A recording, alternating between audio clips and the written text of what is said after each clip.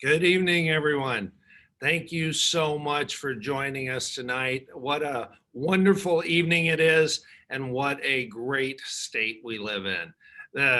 Thank you to all of you who have joined in for this important update regarding our state convention next week in Houston. I am sure many of you have seen the news outlets' reports or the Houston mayor's press conference. And with all of this outside pressure, I know there is great concern about whether or not we will be able to meet together in person next week to perform our crucial electoral duties for our party. So allow me to first start by saying this. We have no plans to cancel our in-person convention. The SREC vote was clear, and we have taken every precaution we can within reason to make sure our convention is a model for all future large events in this pandemic. Our objective has always been to hold our state convention in person, if at all possible, to best protect your rights, the rights of the delegates, while also taking proactive measures to protect the health and safety of everyone involved. No one expected our society to be upended as it has over the past 4 months, but every step of the way, we have responded with decisive and measured actions. It was a major accomplishment that we were able to move the dates of our state convention, the plans for which began over 3 years ago, from the original date in May to our new dates in July that were far outside of the CDC windows, with no loss of space to hold our convention and no additional cost to the delegates. We amended our RPT rules to provide the SREC with greater flexibility to adapt to the dynamics of the pandemic. We moved quickly to obtain waivers from the RNC to ensure that all of Texas's delegates would be counted for President Trump. We held leadership calls to make sure our county and our Senate District Convention chairmen were well informed and had the resources available to handle the fluid nature of scheduling and conducting their conventions. Our county chairs and temporary convention chairs rose to the challenge. They were vigilant and diligent in moving their county conventions from all happening on March 21st to later dates. We had over 280 conventions that were held across Texas that originally would have been on March 21st, just 8 days after the president's declaration. But all of us working together smoothly moved our local conventions to later dates, which just concluded on June 27th. Now we must turn our attention to the important work of the state convention. Our convention process is crucial election activity. Not only do we set the rules, platform, and legislative priorities for our party and elect our party leadership, we also elect the delegates to the national convention that will officially, legally cast the nominating ballots for our party's nominees for president and vice president of the United States. Even more so, we elect our party's presidential electors, the men and women who will cast the actual votes for the re-election of President Donald J. Trump after we deliver victory for him and Republicans up and down the ballot just 4 short months from now. Since the original declaration in March and throughout this entire pandemic, we have continued to scrutinize the progress and the government orders issued by the various government entities. We also know that we have to be in full compliance with our rules and with parliamentary procedure in order to protect the full rights of our delegates, no matter what obstacles we may face. Weeks ago, as part of a contingency plan, I established a working group to assess how to bring our convention online and examine how balloting could still safely occur so that we were fully prepared for any turn of events. including government orders that could not be swiftly remedied by legal action. We contracted for a system and an approach that can provide encrypted voting and credential verification. We have a path forward to holding an online convention if the need arises in an emergency. It has always been a backup plan because it is not ideal for the majority of delegates and for the type of work that our delegates are entitled to take part in. I am glad that our delegates had the opportunity to have their voices heard and that the State Republican Executive Committee voted to proceed with an in-person convention. The landscape throughout this pandemic has been dynamic to say the least, and no less so today. Let's talk about some of those latest developments. Last week, Governor Abbott issued Executive Order 29, requiring that face masks be worn while inside a commercial entity or other building or space open to the public when social distancing can't happen. While there are some exceptions, this order will require convention attendees, for the most part, to wear face masks when it's not feasible to maintain 6 foot of social distancing from another person. However, with the expansive space inside the George R. Brown facility, at no time will delegates be forced to congregate on top of each other. We have every meeting planned with plenty of space between attendees. Yesterday, Houston Mayor Sylvester Turner held a press conference pressuring us to cancel our convention, trying to shame us and our sponsor. He listed a litany of demands. We have already put in place most of those things because we've been working hand in glove with his staff at the convention center on these exact precautions for weeks. One example is our inclusion of the cutting edge technology that could help us define how conventions can be held in the future using thermal scanning of each attendee on every entry. This is already happening in workplaces, public and private, in the Harris County region, Texas, and across the country. We are introducing it for the convention format. Thanks to a couple different sponsors, we will have thousands of masks on hand to distribute to attendees who do not already have their own. We always have paramedics at our conventions, and we will have paramedics at this convention also. In addition, we will do deep cleaning. And as we discussed, we will have thermal checks at the entrances, which attendees will enter through one by one, similar to the concept of a magnetometer at the airport. If someone comes in and is overheated from a walk or a drive, there will be private curtained off areas where folks can cool down and have their temperature rechecked. If a temperature remains high even after that cooling off period, the paramedics can assess if the attendee is symptomatic. We will have limited entryways, which helps both security and health guidelines. We will have spaced out seating for caucuses and for the general sessions. We have already incurred significant additional costs to ensure that each room would be at no more than 50% capacity.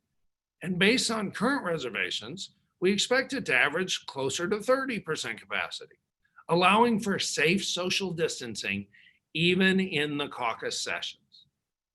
Each meeting area will be deep cleaned after each gathering to prepare for the next meeting. To eliminate more touch points within the caucus meetings, we will return to paper balloting this convention as opposed to electronic voting. Caucus chairs will receive further information on that process in their training sessions next week. We have greatly reduced the pageantry of our convention to stick to as much business as possible. Kyle Watley, the RPT Executive Director, is here to tell us more about that and when you'll be able to review the revised schedule. Kyle? Thank you, sir. Just got done finding my mute button there. We had a meeting with the SREC a couple of weeks ago, as the chairman mentioned. During that meeting, it was requested of us to see if we could find a way to lump the business of the convention, the voting and approval of the rules and platform together. And so what we did is we went back with our production team and with our volunteer partners, and were able to come up with a schedule that would provide for all of the party leadership voting on one day and all of the rules and platform and other approvals necessary on the next day. So the way that's going to look, we'll come in on Thursday as the schedule currently states, and we will take care of the organizational part of our meetings, and then we will hear from the candidates for the party offices. That will be basically it for that day. We will have our first Senate district caucuses after lunch. We will have our first congressional district caucuses after those. Then on Friday in the morning, we will proceed more or less normally with the Senate district caucus that morning, and then the state nominations committee report after that during the general meeting. Then in the afternoon, we will have our second congressional district caucus meeting. So we will have that on Friday afternoon instead of on Saturday. And then after the congressional district caucus meeting, we will have the next general session, our first congressional federal session, and where we will have the National Nominations Committee report considered. And then on Saturday, we will have the debate on the rules, platform, and legislative priorities Saturday morning, with the intention to being wrapped up by lunch. We have our congressional lunch then for those of you that will be attending that, and then we will hopefully be in recess. So all the elected officials are switching from a live in-person speech to videos, to delivering short videos, and they're doing that for us in order to try to focus all the attention on the business of the meeting and to get everybody in and out of here as quickly and safely as possible. So we wanted to introduce that to all of you tonight, and then as soon as we can, we will have that draft schedule on the website replaced with the schedule that I discussed with you just now.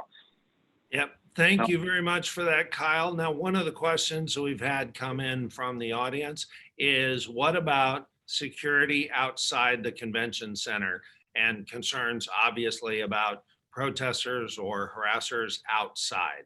Well, what can you tell them about our security plan, and especially on the perimeter? Yeah, absolutely. And our security team made a concerted effort to get the security inside the convention center, the law enforcement officers inside the convention center, from outside the Houston Police Department. And that reason being was because that would free up all the Houston Police Department agents to respond to any sort of an issue that would be going on outside of our convention center. So the HPD is responsible for the activities outside the convention center. Our security team has been in touch with HPD, close contact with them, as well as the folks inside the folks inside the convention center. And just coincidentally enough, the chief of staff for the Houston Police Department just happens to be a longtime colleague of the person in charge of the security in our facility. So that just goes to show you that we are working hand in glove with HPD to make sure that we're safe inside and outside the convention. That's great. We also had a couple of questions about contact tracing. Kyle, do you have a couple of comments on that? Yeah, there's no contact tracing involved in any of this.